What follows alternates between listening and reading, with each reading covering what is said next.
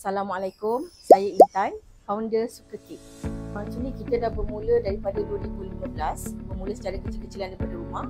Dan cabaran kita selain daripada kalau macam sekarang ni, selepas daripada COVID memang terasa sangat dengan dia punya persaingan. Sangat-sangat kuat lah sekarang ni.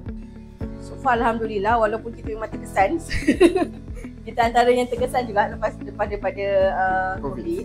Tapi kita still lah cuba untuk survive. Untuk pembiayaan ni sebenarnya saya dapat daripada kawan usahawan juga. Sebab masa tu kami memang tengah struggle. Sebab macam saya katalah, ada masa-masa kita orang memang jatuh. Masa tu kita orang memang tengah down.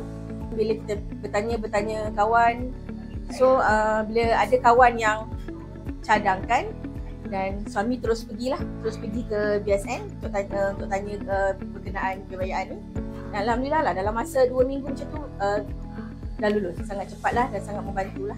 Untuk kami, orang memang tengah sangat-sangat berkrisis masa tu.